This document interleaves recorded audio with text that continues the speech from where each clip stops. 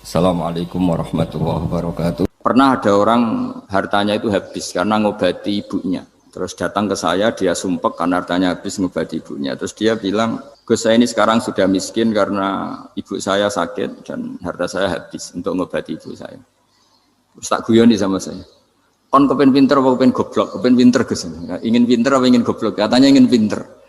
Kalau ingin pinter bahasanya jangan gitu. Harta kamu itu masih di akhirat karena habis untuk ngobati ibu. Bayangkan kalau habis untuk maksiat itu habis betul. Terus dia mulai syukur. Alhamdulillah Gus, harta saya habis secara heroik karena untuk mengobati apa ibu. Sudah pinter dia. Akhirnya miskin sampai sekarang ya tetap pede saja karena masih punya tabungan di akhirat. Dan itu saya terinspirasi oleh ilmu juga. Jadi dulu Sayyidah Aisyah itu pernah nyimpan sepotong daging kambing, disimpan untuk dimakan beliau. Karena beliau mau iftar ya, mau buka atau apa. Singkat cerita, karena bawaan keluarga Nabi itu sakhok, ada orang minta dikasihkan. Suatu saat, akhirnya kan habis. Terus Nabi tanya, yang daging tadi di mana? Habis. Terus Nabi cara menjelaskan itu indah sekali. Harta kamu itu baju yang kamu pakai, nanti ya rusak. Yang kamu makan, nanti ya ke WC. Wa tasaddaqta fa abqaita. Memang di semua riwayat itu pakai dhamir mukhatab mudzakkar. Meskipun asal-usul riwayat itu untuk Sayyidah Aisyah. Karena untuk umum. Yang kamu sedekahkan tuh yang masih. Kamu jangan bilang kamu sedekahkan tuh yang habis. Yang kamu sedekahkan tuh yang masih. Misalnya saya punya uang 1 miliar misalnya. Terus pernah tak sedekahkan ke fakir miskin atau ke kiai atau ke pondok 100 juta. Itu yang mesti masih. Karena kadang di luar kekuasaan kita. Kadung lillahi ta'ala. Justru yang masih itu yang potensi nanti untuk hal-hal yang kurang positif. Semenjak itu orang sedekah itu begitu entengnya karena itu yang masih. Ya tapi tentu sarannya yang tepat ya. Saya sekarang sering kampanye sedekah tepat. Karena misalnya sering saya itu didatangi orang kaya. Sudah dapat gratisan gerutu. Gerutu itu geremeng. Nah ini kita sudah pakai buminya Allah itu gratis, pakai airnya ya gratis, pakai oksigen ya gratis. Kok masih gerutu, itu sudah jadi hamba yang nggak bener itu. Jadi bayangkan kalau kita pakai oksigen bayar, pakai buminya bayar, pakai airnya bayar semua, kayaknya kita tidak mampu membayar. Dan kita sama Allah hanya disuruh ikrar, disuruh sujud. Pentingnya ilmu satu bahwa itu akan menjadikan satu perilaku. Misalnya begini ya, dulu itu kiai-kiai Jawa zaman dulu itu berpatokan karena dulu pemerintahan Hindia Belanda, seorang lagi masih pemerintahan Hindia Belanda. Itu dalil yang sering diutarakan itu sebaik-baiknya umara itu yang datang ke ulama, terus sejelek-jeleknya ulama itu yang datang ke umara. Tapi semenjak pemerintahan Indonesia dan kemudian ditandai beberapa tokoh kayak Gus Wahid putra Kiai Hasyim jadi Menteri Agama, ada Gus Wahib putra Kiai Wahab juga jadi Menteri Agama, ada Kiai Fathur Rahman keluarga Mbah Maimun, keluarga Sarang juga pernah jadi Menteri Agama. Kemudian bersamaan dengan itu dibangunlah satu pegangan ilmu. Pegangan ilmu ini penting karena ini yang mengilhami semua orang Islam, terutama ya utamanya ulamanya. Ada seorang ustadz, seorang guru ngaji yang karena melihat rata-rata penguasa itu zalim ya, datang ke Harun Ar-Rasyid. Ini perlu disemak, datang ke Khalifatullah atau Amirul Mukminin Harun Ar-Rasyid. Karena beliau seorang raja tentu terduga lah atau ya umumnya atau gimana lah istilahnya itu ya rata-rata ya agak seenaknya namanya raja, namanya penguasa. Ini dalam pikiran ustadz itu tidak mesti dalam fakta. Kemudian si ustadz itu matur, ya Amirul Mukminin inni nasihun lak famusyaddidun alaika fala tajidanna fi nafsika syai'an. Saya ini mau nasihati Anda, kemudian saya cara nasihati itu keras. Tolong jangan dimasukkan hati. Dia bilang famusyaddidun alaika. Saya nanti kalau nasihati itu keras sekali. Tolong dimaklumi, karena ini penting, karena Anda harus dinasihati secara keras. Tapi sebelum nasihat itu diutarakan, kata Harun Ar-Rasyid, karena beliau Bani Abbas dan beliau orang alim, termasuk muridnya Imam Malik. Kata Harun Ar-Rasyid, uskut, kamu diam Ustaz. Inna Allaha ta'ala arsala man huwa khairun minka ila man huwa syarrun minni. Wa ma'adhalika yakulu Allahu ta'ala faqula lahu qawlal layyinal la'allahu yatadzakkaru aw yakhsha. Jadi ini sekaligus etika dan norma ya bagi semua dai di Indonesia dan semua kita. Wahai Ustadz kamu diam. Allah Ta'ala itu ngutus orang yang lebih baik ketimbang kamu, yaitu Nabi Musa, ke orang yang lebih jelek ketimbang saya, yaitu ke Fir'aun. Itu saja harus pakai etika faqula lahu qaulal layyinan. Kamu harus ngomong yang halus. Jadi intinya ini Harun ar-Rasyid komplain. Kamu itu kalau jadi ustadz ngaji kira-kira gitu. Jadi betapa baiknya orang dulu memahami Quran. Jadi Quran itu dibaca, kemudian kita mungkin baca terus jadi cerita, mungkin ada yang baca jadi perilaku, ada yang baca kemudian itu mengilhami, membentuk. Nah kira-kira itulah yang membentuk kiai-kiai alim di NU, di beberapa pesantren maupun orang-orang alim di luar NU. Asal apa ya, ngajinya dan bacanya seperti kita, pasti seperti itu. Karena cara berpikir tadi. Sudah, jadi akhirnya si Ustadz tadi keluar dan minta maaf, anta a'lamu minni, ternyata engkau lebih alim ketimbang saya. Jadi kalimat famusyaddidun alika, saya akan keras cara memberi nasihat, itu yang diket, yang dipotong, yang dibatalkan atau yang diralat oleh Khalifatullah Harun ar-Rasyid. Yaitu dikatakan innallaha ta'ala arsalaman huwa khairun minka ila man huwa syarrun minni. Yaitu Allah mengutus orang yang lebih baik ketimbang kamu, yaitu Nabi Musa, ke orang yang lebih jelek ketimbang saya, yaitu Fir'aun. Itu pun harus faqula lahu qaulal layyinan. Cara berdakwah harus dengan kata-kata yang halus, yang lembut, yang indah. Dan dengan kata-kata itu diharapkan la'allahu yatadzakkaru aw yakhsha. Semoga yang didakwai menjadi ingat. Sehingga dengan kemampuan ilmiah seperti ini menjadi pegangan bersama bahwa kita sebagai dai atau sebagai tetangga atau sebagai sama-sama warga Indonesia, bawaan kita memang harus faqula lahu qaulal layyinan la'allahu yatadzakkaru aw yakhsha. Kemudian dalam disiplin ilmu yang lain, halus itu tidak kuat. Angin itu ya halus, tapi kalau di manage itu jadi kekuatan yang dahsyat. Begitu juga air dan sebagainya. Sehingga tidak perlu khawatir terus kalau dakwah halus itu tidak punya efek yang signifikan. Tidak juga. Allah Ta'ala itu pengelola angin. Angin itu kekuatannya dahsyat. Sehingga Nabi Sulaiman dikasih kekuatan angin dan bisa terbang kemana-mana. Kemudian sekarang jadi teknologi yang banyak memanfaatkan angin. Mulai rem, mulai apa saja. Sehingga dari cerita saya ini kemudian terus kiai-kiai itu membentuk dakwah termasuk di ekonomi dengan cara yang rileks. Nah cara rileks itu satu tentu dimulai dengan ilmu. Misalnya begini, saya beri contoh. Ketika ada orang melafadzkan kalimat la ilaha illallah, tiada Tuhan selain Allah. Kemudian kalimat ini mungkin kalau orang NU baca itu rutin ya, karena kiainya kelamaan ya yang ikut sambil tidur. Ya. Kalau tahlil itu disebut kiai tertentu itu mesti yang belakang, wah suwi itu kalau kiai itu lama itu. Nah kiainya juga karena jadi lakon ya kan lebih semangat karena pegang mic. Biasanya gitu di NU itu. Kalau khotib mesti semangat karena yang pegang mic, yang dengerin mesti ngantuk karena monoton gitu. Karena yang mendengerin sudah tahu pasti nyuruh baik meninggalkan yang jelek. Jadi ilmunya sudah disimpulkan dulu. Setiap yang tidur di masjid mesti tak tanya kenapa tidur. Ilmunya ada perkembangan Gus, nyuruh yang baik meninggalkan yang jelek. Tapi kalau ilmunya agak ada perubahan kan dengar semua pasti nyuruh yang jelek meninggalkan yang baik. Karena watak manusia itu agak-agak suka fitnah, itu suka geger. Tapi kalau monoton itu mesti enggak itu. Tapi yang menjadi pegangan kita, saya ulang lagi, itu ilmu dulu. Saya ulang lagi itu ilmu dulu. Saya berkali-kali menyontohkan, kalau ada orang kafir, orang yang tidak bersyahadat 70 tahun, kemudian dia bersyahadat sekali saja di akhir hayatnya. Itu kata Allah, qulil ladzina kafaru iyantahu yughfar lahum ma qad salaf. Katakan ke mereka yang kafir, jika dia mau bersyahadat, itu masa lalunya diampuni semua. Sehingga kedahsyatan kalimat ini luar biasa. Orang yang kafir 70 tahun saja, barokahnya la ilaha illallah ini, dosanya bisa diampuni semua. Nah kemudian karena ilmu ini tidak begitu populer atau kurang dipopulerkan, atau kita sendiri kurang menghayati, sehingga la ilaha illallah itu lebih dianalisis cara lafadz ini, pelafatannya ada sanadnya enggak ya gitu. Terus cara melafatkan bareng-bareng seperti itu ada tumpengan ini bid'ah enggak ya. Jadi pertanyaannya sudah tidak tentang keramatnya atau sakralnya atau fadilahnya la ilaha illallah, tapi sudah macam-macam.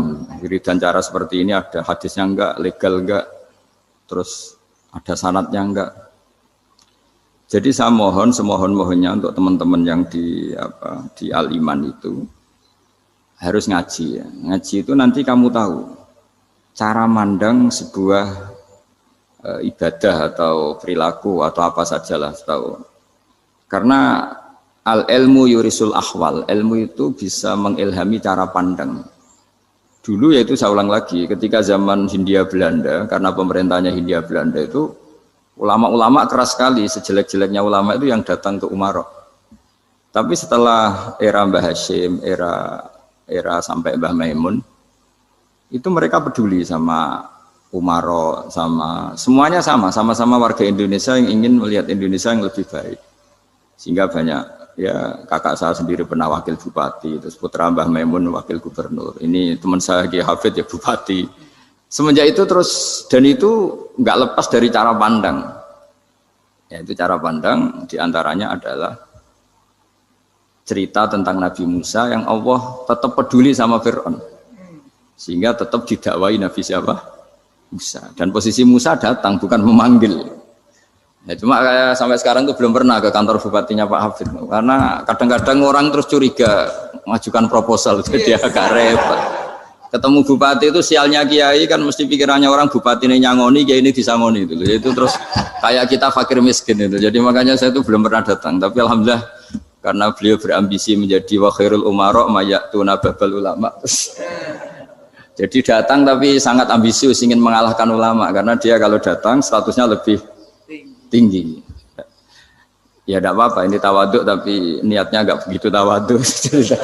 Jadi datang. Jadi saya sering ke Jakarta tapi ya tadi jarang ya. Biasanya ngajarkan waktu hanya pas saja, tidak kurang tidak lebih. Biasanya ngajar di pondoknya Pak Kures itu di Baitul Quran ya. Hanya ngajar santri-santri itu. Nah, jadi pemahaman Quran dulu itu kata Imam Ghazali itu membaca Quran itu membaca bukan bercerita. Kalau kamu membaca seperti ini kunta qori'an, kamu pembaca. Pembaca itu yang mengambil pelajaran. Tapi kalau kamu hanya cerita, itu namanya kunta hakian. Sebenarnya Anda tidak membaca Quran, tukang cerita. Misalnya tadi, cerita Nabi Musa datang ke Fir'aun. Itu kalau kamu hanya cerita, wah dulu itu ada orang namanya Fir'aun, didakwai Nabi yang namanya Musa. Ya itu namanya tukang cerita. Kalau kamu pembaca tidak gitu. Betapa baiknya Allah, orang sengawur Fir'aun saja inginnya Allah masih ingin diselamatkan dengan mengutus Nabi Musa kekasihnya. Itu namanya kunta qori'an, kamu pembaca betul, bukan kunta hakian, kamu tukang cerita. Begitu juga seterusnya tentang Quran ayat-ayat seterusnya.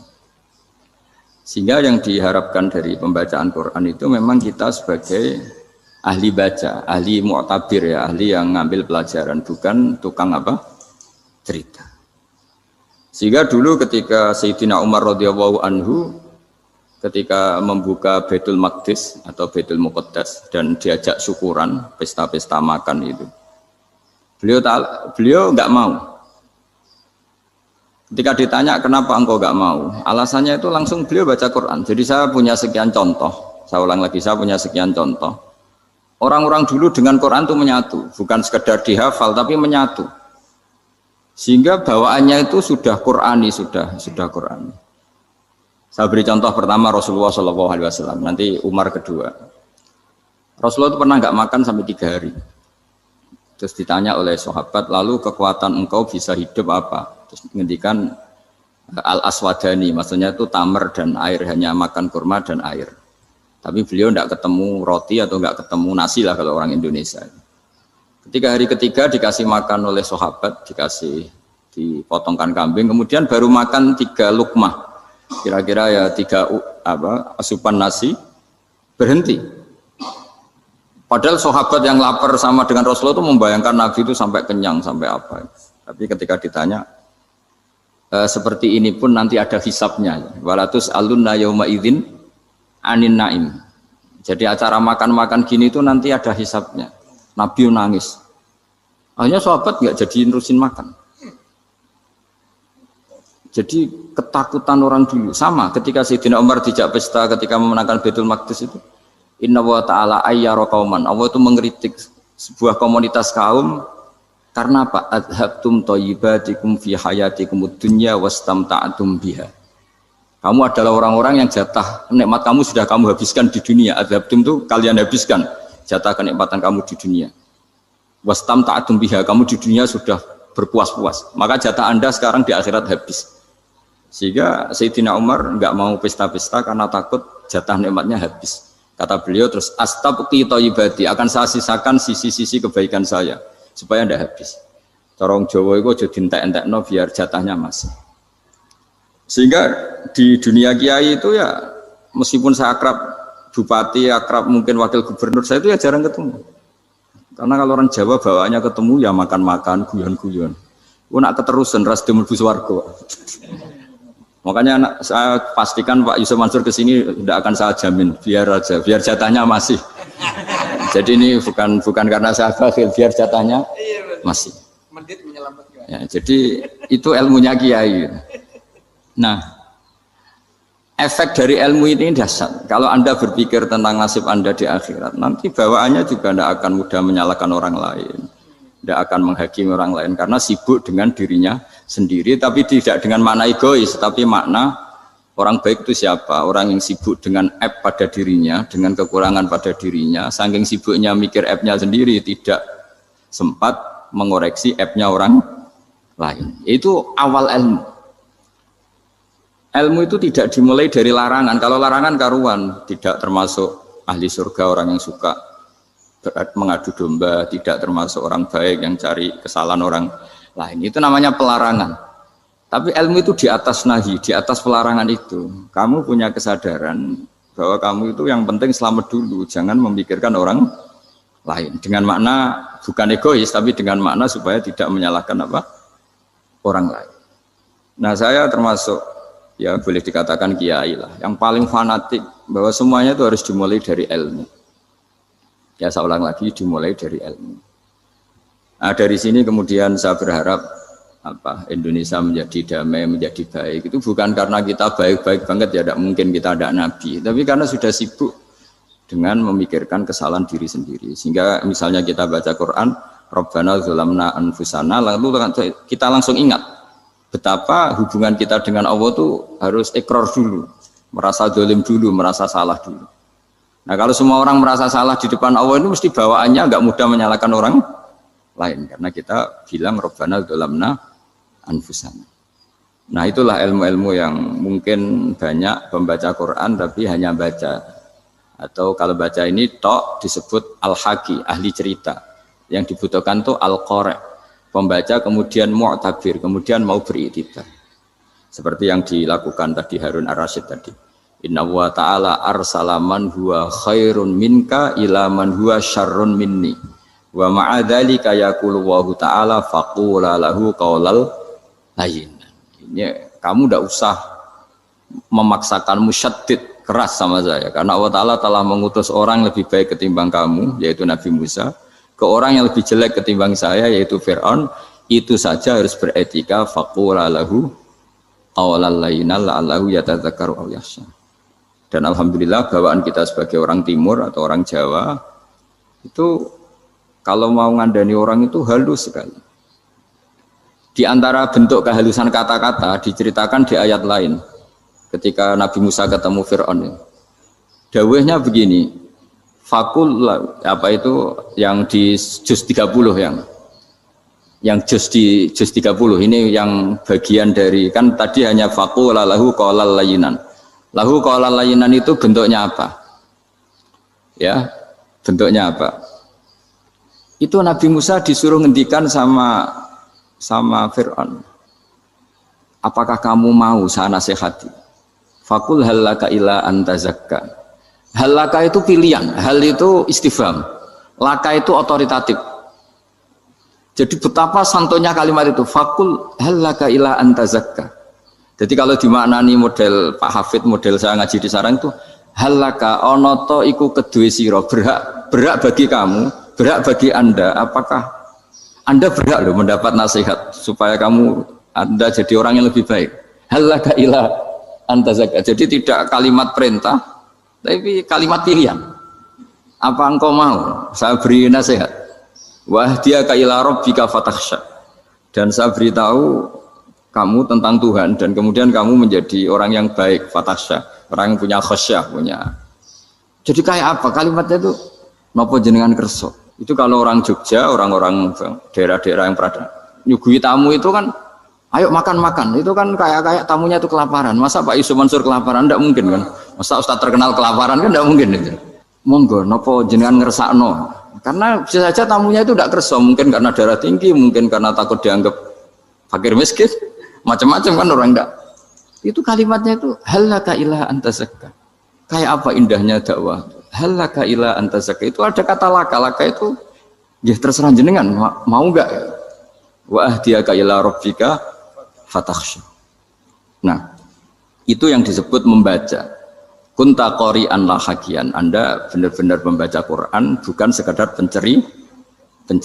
Nah, kemudian ini yang terakhir saya juga baru, sebenarnya saya itu enggak pernah bilang sanggup itu, tapi Pak Ustadz Zakaria itu GR terus.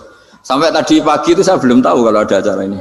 Ya karena saya kiai, jadi kalau kiai itu kan ingatnya sama Allah saja. Kalau sama manusia itu rontok-rontok lali gitu. Itu bukan memaksa, ya memang lupa.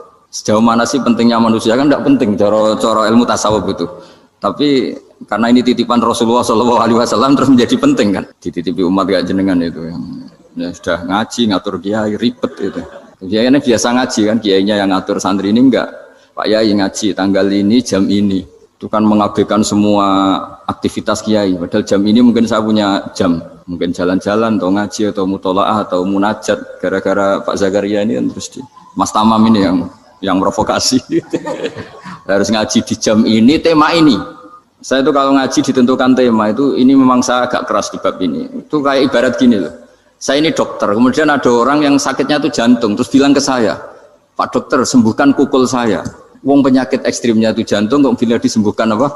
Kukul. Kan gak penting, sembuh tidak sembuh, kukul itu kan gak penting. Jerawat itu. Kiai itu tahu kesalahan paling fatal manusia itu akidah.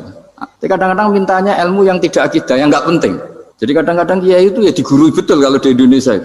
Misalnya ini tidak nyindir loh, memang marah betul kalau di bab-bab seperti ini. Tapi ini biar jadi ilmu masif, ilmu yang general. Saya ulang lagi ya, Anda jadi dokter, tahu pasien Anda ini penyakit jantung kronis atau sudah fatal lah sudah. Terus orang itu bilang, Pak Yai, itu Pak dokter, tolong obati kulit saya supaya tidak jerawatan. Kamu bilang ini orang aneh enggak? Aneh kan? Nah, kiai juga gitu. Saya sering itu ada orang mau haji gitu, Gus doain saya jadi haji mabrur. Pernah belajar haji Pak? Dereng Gus. Mungkin enggak orang belum belajar nyupir terus kemudian minta didoain, Gus saya mau nyupir doain selamat. Mau nyupir aja enggak bisa kok minta doa selamat. Harusnya urutannya kan belajar dulu baru minta doa.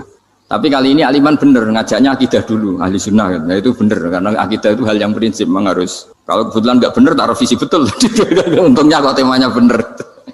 Jadi saya mohon ke seluruh orang-orang yang mau ngaji ke kiai itu tema itu biar yang milih kiai supaya tahu prioritas yang harus benahin. Jangan tema yang kita yang milih. Jangan-jangan tema yang kita pilih itu tidak mendesak atau tidak penting. Ini bukan apa, ini saking ingin baik saya ya, keinginan baik saya supaya dulu zaman sahabat ya gitu. Kalau ada pertanyaan salah sama Nabi dibenerin, cuma Nabi terlalu bijak, cara benerin tuh enak. Kalau saya karena tidak Nabi saja ya agak-agak kasar kan, kalau tidak Nabi tidak wajib bener terus, yang wajib bener terus itu Nabi. Saya beri contoh ya, Nabi itu ngendikan tentang kiamat, kiamat itu dahsyat, mengerikan gini-gini. Kalau pikirannya orang kampung itu begini, Nabi ini aneh. Cerita kiamat dahsyat tapi nggak ada tanggalnya, ada tahunnya. Harusnya ada dong biar kita bisa persiapan. Sehingga Nabi disomasi di tengah-tengah khutbah itu, ya Rasulullah mata sa'ah. Nah, karena ini orang Bedui, Nabi nggak dengerin, masih ulang lagi. Mata sa'ah ya Rasulullah. Ketika Nabi mengabaikan itu ada dua kelompok sahabat, yang satu bilang lam yasma, Nabi tidak dengar sehingga mengabaikan. Yang kedua bilang sami'a wa kariha, Nabi sebenarnya mendengar tapi tidak berkenan. Tapi diulang lagi ketiganya, ya Rasulullah mata sa'ah. Akhirnya Nabi jawab, mau tidak mau, karena kalau enggak ya namanya orang Bedui ngomong terus. Nabi balik tanya, ya karena cara berpikir dia kalau kiamat itu jelas kapannya kan bisa persiapan itu. Paling enggak pas mau kiamat, terus pas ngaji Quran, apa kan bisa persiapan itu. Akhirnya Nabi balik tanya, ma'at tatalaha. Kalau kamu berani tanya kiamat, lalu persiapan kamu apa? Ya, terus orang itu bilang masyhur tuh, ma'adatullah kabiro sholatin wala siyamin wala kadza wa kadza walakinni uhibbuka. Saya sebenarnya tidak punya persiapan ya Rasulullah, cuma persiapan banyak puasa ya enggak, banyak sholat enggak, tapi saya mencintai engkau. Masyhur itu jadi hadis paling legenda, almar'u ma'aman ahabba, sebagian disebut anta ma'aman ahbabta. Ini kata semua sahabat yang di masjid. Si Bedui ini orang paling dibenci sahabat karena mengganggu Nabi saat khutbah, tapi akhirnya ini menjadi orang paling dicintai sahabat karena barokahnya itu hadis itu keluar secara terbuka, almar'u ma'aman ahabba. Sebagian riwayat yuhsyarul mar'u ma'aman ahabba. Nanti orang akan sowan sama Allah bersama orang yang mereka cintai. Itu sahabat-sahabat fama farihu ba'dal Islam farahahum biadal hadis. Mereka tidak pernah senang setelah masuk Islam sesenang hadis ini. Karena kita tidak perlu soleh-soleh banget, cukup nyintai orang apa? Soleh gitu. Makanya saya sekali bilang itu ya, kadang-kadang saya jadi orang alim itu ya rugi. Ruginya tadi. Misalnya untuk menjadi orang alim kan harus hafal Quran, ngaji Bukhari, Muslim, Ikhya. Ternyata pengumuman kedua orang nggak bisa apa-apa. Gelombang kedua para pecinta, waduh, itu kan repot ya. Jadi kita yang jadi orang alim susahnya bukan main. Ternyata disaingi pengumuman kedua dan para pecintanya. Wah itu kan. Akhirnya ketemu orang-orang nggak jelas tadi. Nah itu ya termasuk farah dalam Islam, farhatul aidin. Jadi senang itu di Islam itu ibadah. Ya kul bi fadlillah wa bi rahmati fa bidzalika falyafrahu. Senang itu diperintahkan Allah. Saya tuh sering di kamar, kadang itu nyun sewu kayak gatelan gitu, apa itu. Ya agak kukur-kukur terus merengut saja malu. Malu saya itu dilihat Allah kok kayak agak ridho itu malu. Ya kayak tadi lah, kamu dikasih rumah gratis. Kemudian pas yang ngasih datang, kamu kelihatan cemberut, itu yang ngasih kan mangkel.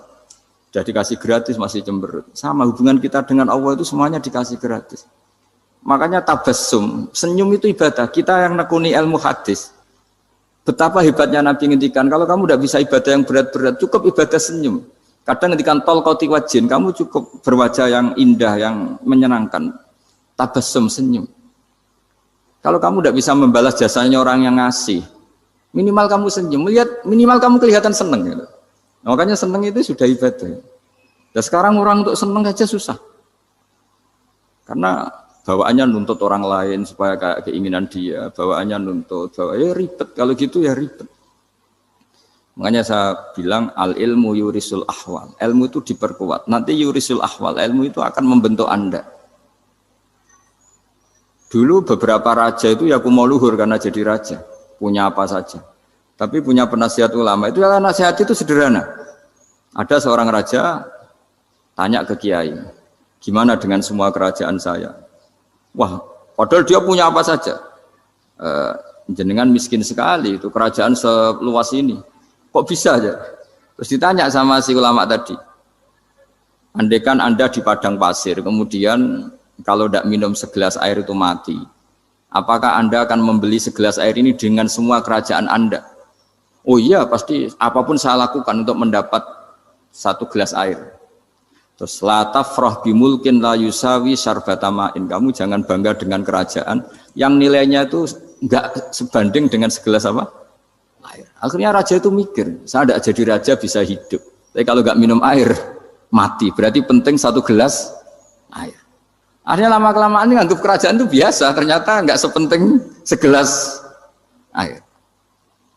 Ya seperti kita lah, misalnya orang nggak punya alpat itu nggak malu, tapi kalau nggak punya celana itu malu. Kamu mau punya alpat tapi nggak punya celana? Kan nggak mau. Yaitu ilmu itu yurisul ahwal, ilmu akan melahirkan satu perilaku. Jadi kalau ilmu Anda mantap, pasti syukurnya juga mantap gitu. Ya makanya saya termasuk kiai yang selalu mendorong pentingnya ilmu. Bahkan kata Sufyan Ats-Tsauri ngendikan saking pentingnya ilmu ada kata fa'lam annahu la ilaha illallah, dimulai kata fa'lam. Dan saking pentingnya ilmu itu setiap nabi itu status permanennya itu hanya satu, mengajar. Rabbana wab'ats fihim rasulam minhum yatlu 'alaihim ayatik, membacakan ayat-ayat Allah sampai wa yu'allimuhumul kitab, mengajarkan kitab wal hikmah. Bahkan Allah sendiri wasofa dzatahul aliyah bi annahu al-muallim. Yaitu Allah ngendikan Ar-Rahmanu 'allamal Qur'an. Jadi betapa hebatnya pengajar. Allah sendiri mensifati dirinya itu Ar-Rahmanu 'allamal Qur'an. Allah itu Maha Rahman yang mengajarkan Quran. Di surat Iqra juga disebutkan Iqra wa rabbukal akram alladzi 'allama bil qalam. Jadi Allah mensifati dirinya sebagai pengajar. Kayak apa pentingnya mengajar? Karena al-ilmu yurisul ahwal. Ilmu ini melahirkan satu sikap. Pernah ada orang hartanya itu habis karena ngobati ibunya. Terus datang ke saya, dia sumpek karena hartanya habis ngobati ibunya. Terus dia bilang, Gus, saya ini sekarang sudah miskin karena ibu saya sakit dan harta saya habis untuk ngobati ibu saya. Terus tak guyoni sama saya. Kon kepen pinter apa kepen goblok? Kepen pinter Gus. Ingin pinter apa ingin goblok? Katanya ingin pinter. Kalau ingin pinter bahasanya jangan gitu. Harta kamu itu masih di akhirat karena habis untuk ngobati ibu. Bayangkan kalau habis untuk maksiat itu habis betul. Terus dia mulai syukur. Alhamdulillah Gus. Harta saya habis secara heroik karena untuk mengobati apa ibu. Sudah pinter dia. Akhirnya miskin sampai sekarang ya tetap pede saja karena masih punya tabungan di akhirat. Dan itu saya terinspirasi oleh ilmu juga. Jadi dulu Sayyidah Aisyah itu pernah nyimpan sepotong daging kambing. Disimpan untuk dimakan beliau.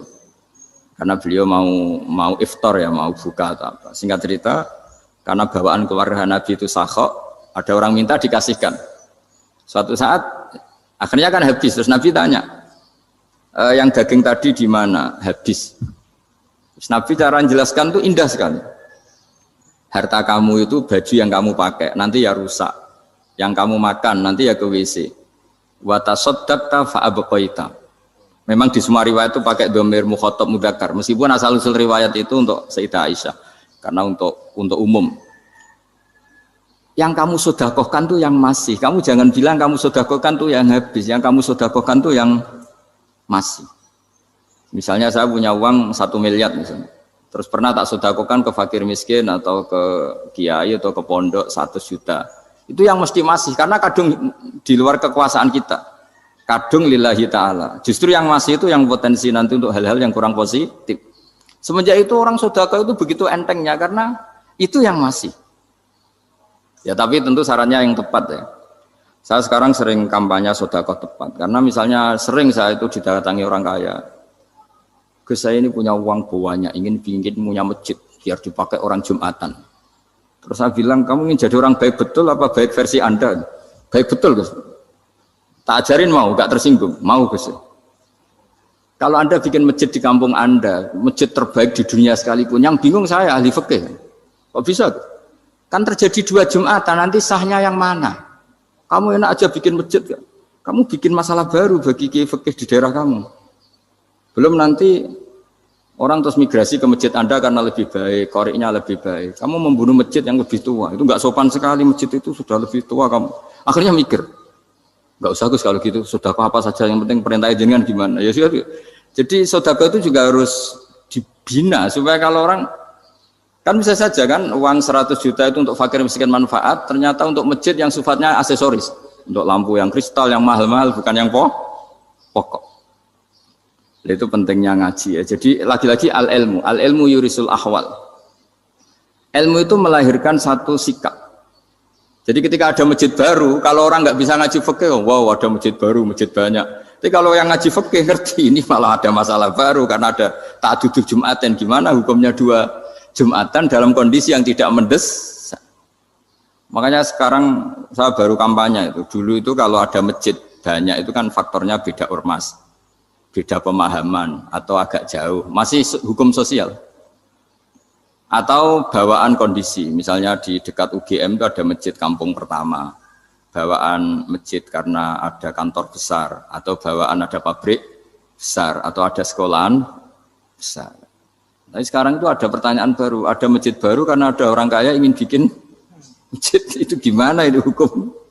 Nah, tapi kalau orang nggak nekuni fikih itu ya langsung wah bagus untuk bangun masjid. Bagus piye gene sing kangelan memfikihkan tadi. Nah itu ilmu. Jadi kalau yang tidak nekuni fikih itu ya tidak tersiksa, tapi yang nekuni fikih itu pasti tersiksa karena seperti itu tadi.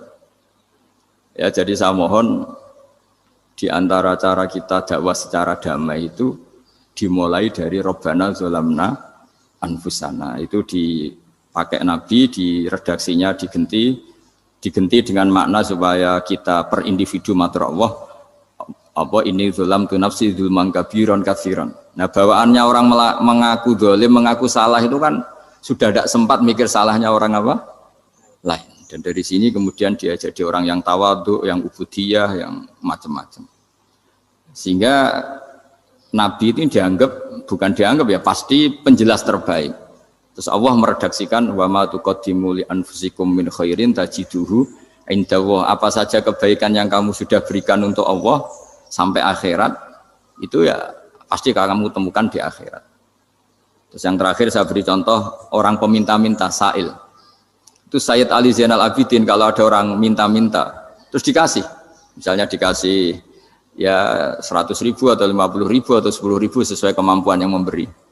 Itu marhaban biman hamala zadi ilal akhirah. Saya terima kasih ya, gara-gara kamu minta uang saya jelas sudah sampai akhirat. Coba kalau di rumah bisa saja untuk hal yang tidak positif.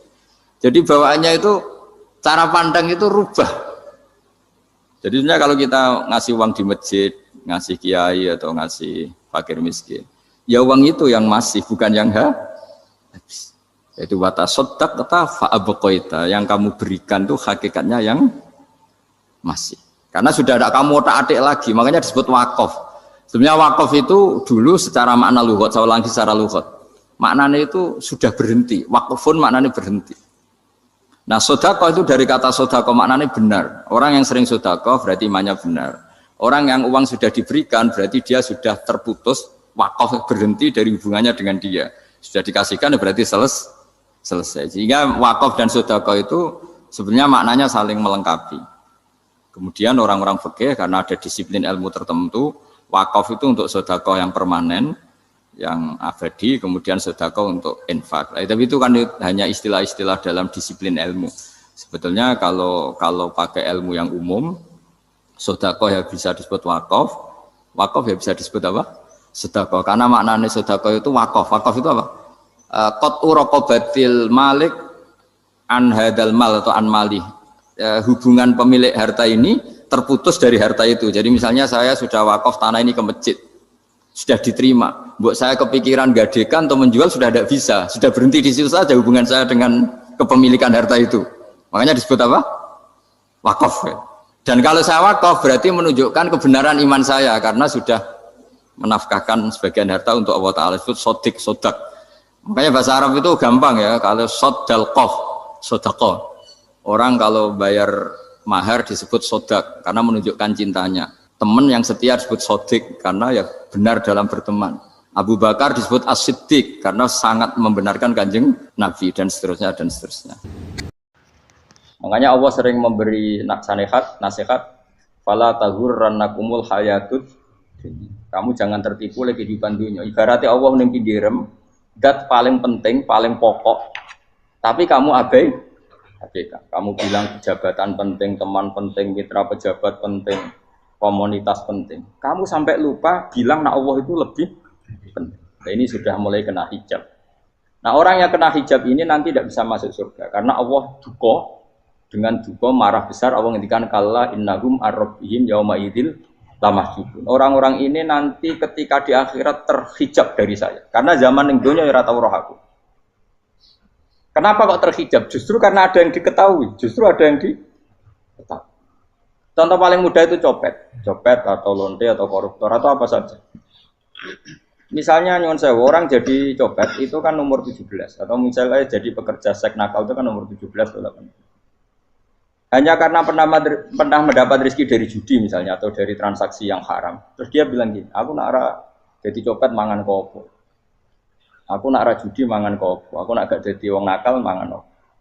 Padahal dia 17 tahun nyatanya bisa makan, birizkillah apa? Tapi pernah merasakan 1-2 bulan dari rezeki haram, dia menvonis seakan-akan tidak bisa makan kecuali dari rezeki haram. Ya itu tadi, gara-gara tahu nikmatnya uang yang sepintas lewat haram, nyopet atau korupsi, terus menafikan nikmat-nikmatnya. Jadi dari tahu nikmatnya nyolong atau korupsi menjadi tidak. Makanya kalau dalam ilmu tasawuf itu gini fatwalian, manusia sekarang itu tidur, kalau mati baru bangun. Jadi cara ilmu tasawuf itu annasu niyamun wa idza matu intahu. Mungkin ada yang hafal tapi ra paham. Jadi rata terang. Annasu niyamun wa idza matu indah bau. Manusa kabeh sak donya iku turu. Nek mati lagi tangi. Mergo kena wis mati iku lagi roh. Jebule sing hak tenan iku sujud ning pangeran. Sing hak tenan iku subhanallah walhamdulillah. Sing hak tenan iku muni Allahu akbar. Kae zaman ning donya dintekno kowe ngomong, "Nu Amerika super power." Kenal presiden penting, kenal menteri penting, kenal kiai gede penting. Iku mbok entekno. Barang-barang sing cara akhirat gak mendesak mbok entek. Wong nak ramangan mati, nak ra duwe gaji sumpek, pensiun sumpek. Hal-hal nanti setelah di akhirat kamu hanya tahu satu kalimatul haq, yaitu kenangan terbaik kamu di dunia itu sujud. Jika kamu getun ketika hidup tidak pernah sujud. Makanya kata Rasulullah, nanti kamu tahu ketika di akhirat hatta takuna sajdatul wahidatu khairan minad dunya wa ma fiha. Sehingga kamu nanti tahu bahwa sujud satu kali itu lebih baik ketimbang dunia dan sisi. Karena ternyata setelah kamu di akhirat yang layak jadi poin kamu hidup di dunia itu hanya apa? Sujud. Nah, yang dunia kan WA penting, HP terbaru penting, babonan penting, mutra penting, ngomong terus berjuta-juta kalimat. Hanya karena kamu hidup. Tahu saya mati, kau ngerti, kau kabeh dak. Maka ilmu kamu itu setelah mati, lagi ilmu terlambat. Nah, pas ilmu mau terlambat itu Allah duka, kalla apa alhaqumut takahatu hatta zurtumul qabir kalla saufa ta'lamun summa kalla terus kalla law ta'lamuna ilmal yakin la tarawun al-jahim. Pas kowe ilmumu wis bener, Gusti ternyata penting sujud teng jenengan, ternyata penting jenengan Allah. Pas roh pas wayah mlebu neraka, kok wis kecewa. Ya saiki tapi wayah mlebu neraka, roh wis terlambat. Mane tak warai saiki ben ora roh pas wayah mlebu neraka. Kok nak roh terlambat, pas roh wayah mlebu. Sehingga ketika Allah melehno wong kafir, melehno itu mencibir orang kafir. Kata Allah begini. Ini mungkin yang hafal Quran bisa dicek lagi. Fakashafna anka ghita'aka fa basarukal yauma hadid. Jadi kata Allah ngomentari orang kafir ketika di akhirat, laqad kunta fi ghaflatin min hadza. Kamu lupa kan kalau ada akhirat seperti ini kata Allah. Fakashafna anka ghita'aka. Sekarang kamu saya kasaf, saya buka semua fakta. Fa basarukal yauma hadid. Sekarang pandangan kamu tajam. Dulu di dunia bilang misalnya seks penting, dugem penting, narkoba penting, maksiat penting. Kalau enggak gitu saya pusing. Nanti di akhirat semua ini jadi problem. Artinya apa? Gara-gara di dunia melihat gemerlapnya dunia, dia menjadi tidak tahu pentingnya Allah, tidak tahu pentingnya akhirat. Maka dengan hidup malah menjadi tidak tahu. Maka untuk menjadi tidak tahu itu sebabnya dua. Makanya polling 01 dan 02 sama benarnya tadi. Gara-gara tahu yang menjadi tidak tahu, gara-gara tidak tahu yang menjadi tidak tahu. Tadi misalnya kamu fokus ya, misalnya rukin jelalatan buat cawe itu, fokus buat cawe itu, gak Allah waktu ngarepe kejengkang, kesandung. Berarti gara-gara melihat menjadi tidak tahu. Ya kira-kira seperti itu. Gara-gara fokus delok dunya nganti roh hae Allah Subhanahu wa taala. Di sini Allah sering pesan fala taghurrannakumul hayatud dunya wala yaghurrannakum billahil. Kamu jangan tertipu dengan kehidupan dunia.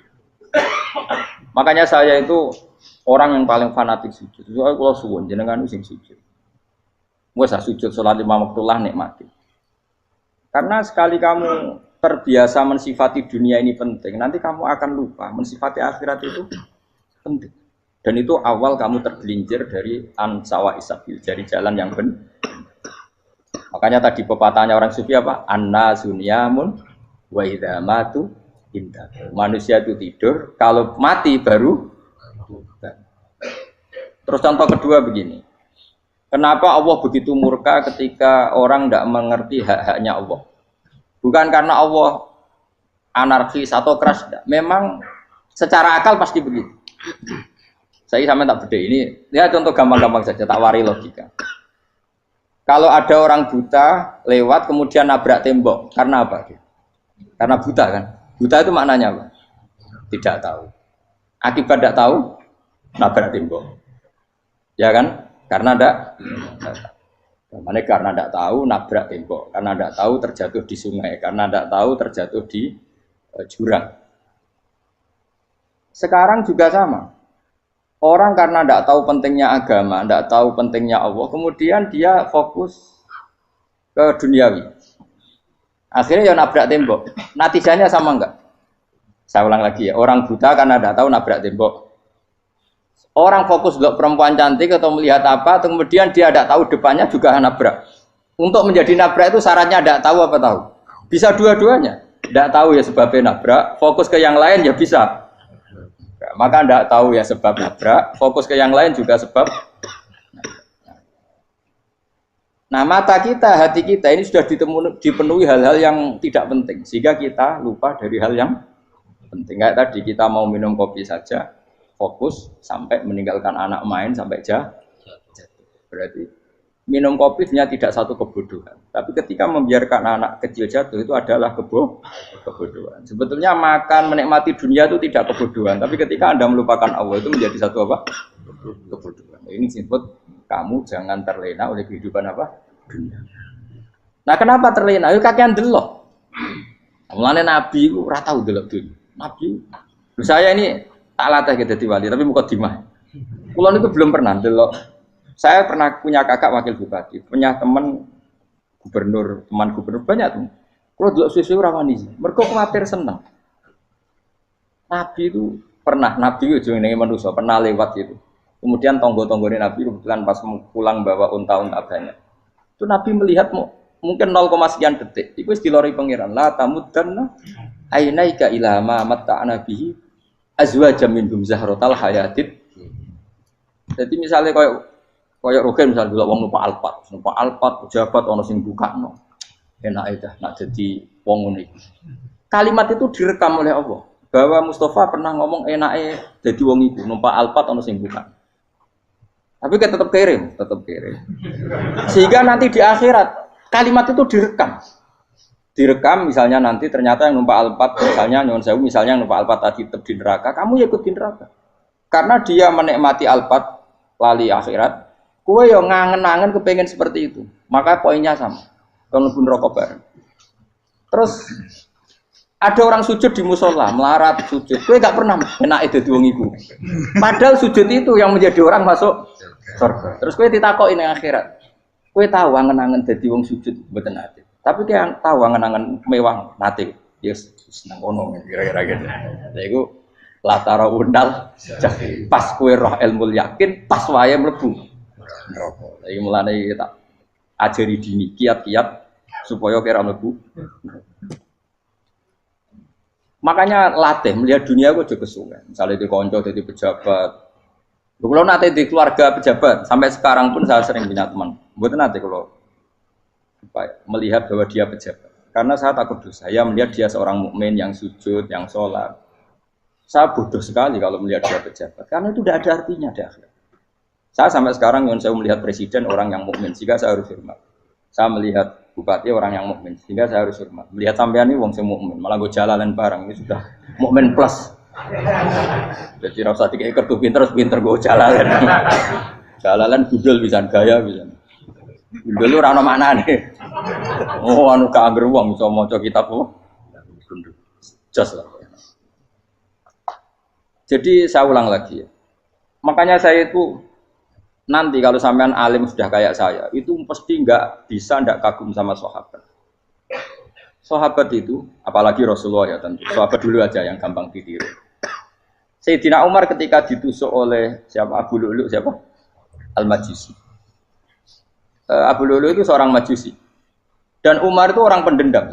Dia orang pendendam. Tapi tentu karena dia orang baik, ya pendendamnya hal-hal yang baik. Coba kalau kamu ditusuk orang itu dendam nggak? Kira-kira sebagai manusia kan dendam. Itu tanyanya begini sama yang ya taruh sekarang orang dekatnya. Yang bunuh saya tadi siapa? Oh, itu Abu Lu'lu Al-Majusi, Hulamul Muhirah. Dia budaknya Muhirah. Majusi, iya ya Umar. Dia sudah mau mati. Itu ngendikan gini, sama siapa alteknya? Alhamdulillahilladzi lam yaj'al maniyati biyadi rajulin sajadalaka sajdah yuhajuni biya yaumal qiyamah. Ya Allah, terima kasih sekali ya Allah. Engkau mentakdirkan saya dibunuh oleh orang yang enggak pernah sujud. Kalau saja dia pernah sujud, maka dia berhak menuntut saya dengan sujudnya untuk masuk surga. Artinya gini, kalau dia ditusuk orang yang pernah sujud, misalnya Sayyidina Umar kok ditusuk oleh Ruhin, kemudian Umar masuk Ruhin masuk neraka, aku tetap wedi Gusti. Isowai sujudnya dia menjadikan enggak berhak masuk neraka. Artinya Umar saking hormatnya pada sujud itu dia enggak berani Jadi kira-kira kok Umar sujud kowe iku kira-kira rawani maksudno anak kowe mlebu neraka. Piye-piye di kekuatan sujud yang mempotensikan tetap dia masuk surga. Makanya dia seneng, dedame kesampaian. Syukur lah nek sing mateni aku ora tau sujud. Dadi tak patut nang neraka langsung gludeng ngene kira-kira gitu. Saking hormatnya ambek sing jenenge sujud. Tapi kita sekarang enggak rawong ning musala sujud. Ya jeneng wong nganggur. Otak kita ini sudah PKI lah kamu. PKI halus. PKI yang tanpa kartu, paham? Makanya Allah kalau muji sujud, enggak sampean tak latih supaya baca Quran yang benar. Kayak apa Allah bikin Ka'bah? Kayak apa mulianya Ka'bah? Itu dibikin Allah untuk apa? Lil akifina wa sa'tusai warruka'is sujud, dan untuk orang-orang rukuk dan sujud. Ketika Allah menurunkan rezeki di bumi dan di langit, itu perhitungannya Allah masih itu asli. Rabbana liyuqimus shalah faj'al afidatan minan nas tahwi ilaihim warzuqhum inasam. Gusti ben nak sujud ku kuat. Piye-piye menungso nak ramangan ra kuat. Nak is kuat dia tenok yo ben sujud. Liyuqimus shalah. Ketika Allah muji orang baik atau ibunal abidunal hamidunas saihuna satrusé arraqiunas sajid. Yang rukuk yang sujud. Karena tadi ketika nanti Anda di akhirat kenangan terbaik Anda di dunia itu hanya sujud. Liyane iku coba misalnya kene akhirat terus video disetel sih. Pas kongkoi-kongkoi ini perapatan. Bariku nglamonem disetel. Beda di pegawai negeri. Ngayal gajine sakmene, engko sakmene nggo wayo. Wan rekam kabeh. Ora sini-sini wong. Terus tokoh idola sing duwe wae sing tumpakane Alfa di sekretaris saya.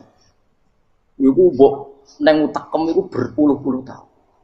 Dan itu jumlahnya poinnya misalnya 100.000. Bareng idol anu Kanjeng Nabi mau 10%, cuma gayanya mau coba sholawat, tapi sebetulnya agak tahu bayang no ini miskinan, Mbak Amit nih miskinan. Gayanya mau coba sholawat, tapi uteknya orang tahu pengen melarat koyok. Itu direkam. Makanya dari Habib-Habib sing alim-alim nih, almar'u ma'aman ahabba hada targhib wa tarhib. Kita ini kan sering dimotivasi mubalig. Mubalig itu kan saya naik dewe nang. Harus pokoknya seneng Nabi swarga. Dari Habib-Habib sing alim nak ngritik, masalahnya dawe mu almar'u ma'aman ahabba. Wong dibarno wong sing diseneng. Apa kamu bisa menjamin seneng Nabi saudure seneng wong-wong itu? Jangan-jangan kita lebih berkeinginan seperti orang tertentu yang kaya raya, yang terkenal, yang hebat. Meskipun kowe oleh sana muni seneng Kanjeng Nabi. Jangan-jangan status cinta kita terbukti ke orang itu. Iya toh, misalnya gambarnya pasang neng kamar, puas. Partai, uang, kuasa. Terus, kue nyumbang masjid, nyuwun sewu mau 50.000. Tapi bareng nyumbang untuk kemenangan orang itu 10 juta. Nyebut uang itu satu hari 100 kali. Nyebut Nabi, benda sholat. Bareng dihitung, dipoling mbak malaikat. Disurvei buat dipoling orang-orang pokoknya. Dengan cara begini, status senangnya orang ini ke siapa? Ya, ono pengajian sholawatan nyumbang 50.000. Nanggup pemenangan. Harus sudah diundang hayya ala sholah melakukan ngenteni komat. Tapi nak diundang acara kampanye teko ngarep sedurunge 2 jam. Baru sekian di polling, terus kadar cintamu ke siapa coba? Dari sekian indikator misal cara polling. Jangan-jangan diputuskan lebih seneng ke itu. Ya sudah almarhum aman. Apa? Makanya kata orang-orang alim almarhum apa? Orang itu terserah disenangi. Masalahnya kita tidak ada jaminan lebih seneng Nabi. Ya orang jaminan ya saya aman misalnya. Hitung dewi-dewi, ra usah menang terus kok wedi dosa, wis kadung dosa iku wis kadung. Makanya Sufyan Ats-Tsauri itu dadi wali ku mangsa mergo ibadah akeh mboten. Sufyan Ats-Tsauri gurunya Imam Syafi'i. Dadi wali itu sederhana. Sama tak ceritane orang-orang jadi wali dengan cara yang sederhana. Tapi kan niru copy paste ya, artinya ora apa ya, KW lah. Kalau niru gak apa-apa, tapi KW kebaikan. Sufyan Ats-Tsauri itu ditanya, kenapa kamu sedekat itu sama Allah dan Anda kerabat? Jadi resepnya begini, saya itu belum pernah ke masjid nunggu adzan. Paling gak setengah jam, 1 jam sebelum adzan itu saya sudah ada ke masjid. Ditanya, kenapa begitu? Ketoknya kok kawula sing elek, moroe ngenteni diceluk. Terus ngerti nak waya yak mono kok Allah nyeluk. Misalnya saya punya cah dalem atau saya punya karyawan, tiap jam 8 itu buka toko. Nah, gayangno itu juga. Saya punya karyawan tiap jam 8 tugasnya buka. Selalu buka tokonya ngenteni tak panggil. Rohen, toko buka, siap. Tapi besok yang ngono lagi, wis jam 8 buka, siap. Tiap hari gitu, kira-kira ngendarani karwaniku goblok apa sopan. Kira-kira enggak jawab ya. Goblok kritik enggak usah gitu. Nah, Sufyan Atsori tidak mau gitu. Wis ngerti nek Allah ya mono wayahe manggil. Dadi ya kerja malu wis ning kono. Dadi nek Allah hayya ala sholat pun Gusti. Hayya ala sholat pun teng mriki. Lha iku sudah dadi wali. Oh iku saya buat tiru tapi kawe lho, enggak masalah, tapi ini kan resep no. Lho mangkel lo gak kira-kira. Ana karyawan tiap jam 8 kon buka toko. Selalu marane ngenteni di pagi. Jadi wali dulu tuh punya cara muamalah sama Allah tuh luar biasa. Ya ora usah mbok tiru terus kemen dadi wali wis ra iso kadung salah. Biasa wae. Aku lah nganti saiki ya biasa wae. Aku mau masjid ngenteni mekumat ya biasa wae. Tapi aku kan iso dadi wali lewat jalur liya lah aku ya. Jalurku kan akeh. Mulang ya mari wali, sabar ning coba ya mari wali. Jane ana jalur fikir ya mari wali gitu. Tapi kan loro, fikir loro. Jadi Imam Adil ya wali, dia bojo judes iku wali masyhur. Ana wali barokah di bojo judes. Iki ya jalur dadi wali. Wah lebih ngeri lagi. Ngeri tenan antine akhirat aja wedi. Jadi anak jote wae gak. Para suami takut istri silakan baris sing wis baris sing wedok. Pak Rene lho tetep meroro.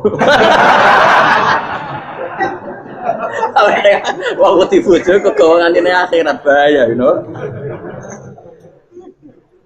Terus bahaya wedi bojo nganti kegawan apa? Masyhur jadi cerita-cerita wali guys. Biasa ulang lagi ya. Latih, meskipun dari kecil latih. Makanya kamu tahu kenapa Quran itu kalau ngendikan sujud kayak gitu spesial. Balillah fa'bud wa kum minas syakirin. Jadi meskipun kita di dunia umumnya orang saya makan, saya minum. Saya juga punya istri, punya keluarga. Tapi saya belum pernah melihat anak saya itu sebagai anak saya. Saya kalau melihat anak saya ini teman sujud saya, nanti yang meneruskan sujud saya. Saya tenan kulon bolak-balik ditanya istri saya dan agak-agak marah. Terus Pak, kenapa kamu hormat sama anak sampai gitu? Kalau nanti manja gimana? Kalau terlalu manja, saya bilang itu udah anak saya. Itu nanti yang meneruskan sujud saya, meneruskan rukuk saya. Saya nanti pasti mati. Dan saya butuh di bumi selalu ada yang sujud sama Allah. Dan itu yang paling dalam otoritas saya itu anak saya. Orang lain itu enggak dalam otoritas saya. Jika kita melihat anak itu ini penerus sujud saya, penerus rukuk saya. Kita enggak sudah duniawi sekali. Rumah tanah, anak tua ben di rumah. Kapitalistik. PKI lah pikirannya yang Cina ya ngono. Wong fasek-fasek ning dalan ngono kowe nggawa jalalan ngalor itu Jadi dulu itu kalau para nabi donga fahab li milladunka waliya yarithuni wa yarithu min ahli Yakub, seorang turunan yang meneruskan tradisi sujud, tradisi. Sehingga ulama-ulama dulu kalau dongakno anake ya min ahli sujud wa min ahli Al-Qur'an wa min ahli sunnah napa. Enggak apa-apa kowe seneng donya gak apa-apa. Ora usah tak warai wis seneng dhisik. Paham? Dadi iki ora usah cara Gus Bak rapo, ora usah tarani rapo, wis mbok lakoni. Makanya kula suwun sangat, sujud itu luar biasa. Nanti kamu di akhirat kenangan terbaik Anda di dunia adalah pernah apa? Sujud. Bayangkan kalau itu jadi orientasi Anda. Anda berpolitik, melok partai Gerindra, Golkar, PDI supaya jadi penyuara sujud tidak dilarang di Indonesia karena umat Islam mayoritas. Saking mayoritasnya sampai pejabat rasolat rawani. Juga pejabat rasolat bakal dipilih. Itu berarti kamu berpolitik niat bikin satu pressure supaya standar orang benar adalah sing nopo sujud itu ya benar. Kok yang kaya kerja biar bisa beli tanah untuk masjid, yang orang miskin ikut menopang supaya masjid itu berdiri. Semuanya orientasinya menuju sujud. Jadi tidak sujud itu harus jadi wong khusyuk sing goblok terus sujud terus. Tahu-tahu negara dikuasai komunis misalnya, terus akhirnya sujud gila. Termasuk menciptakan satu suasana Islami di negara ini juga berarti menciptakan keberlangsungan sujud. Karena dengan suasana Islami berarti sujud tidak dilarang, bahkan dianjur dan sebagainya. Ini penting saya katakan karena kalau tidak diingatkan, Nabi itu pernah punya anak dalam. Anak dalam itu setelah mau boyong terus santri itu ditanya, kamu minta apa sama saya? Ya Rasulullah kasih waktu 1-2 hari mau saya pikir. Karena yang menanyakan orang yang Sayyidul Awwalin wal Akhirin setelah sekian 2 hari, minta apa kamu? Jalur Anda gak tanggung-tanggung. As'aluka murafaqataka fil jannah. Saya minta jadi temanmu di surga. Oh Nabi kaget tuh. Kok kowe diwarai wong? Mboten tercemar. Kok nang kowe diwarai wong ndak ada ya. Terus kenapa kamu minta itu? Kata tadi, kalau saya minta dunia itu nanti zailah, dunia itu pasti hilang, faniyah pasti hilang. Maka yang abadi adalah saya jadi temanmu di surga. Tapi apa kata Rasulullah Jabe? Fa'inni ala nafsika bikasrotis sujud. Ya sudah, kamu bantu saya, kamu memperbanyak sujud. Kayak apa? Nabi pun mintanya fa'inni ala nafsika bikasrotis sujud. Saya bantu untuk menolong diri kamu memperbanyak apa?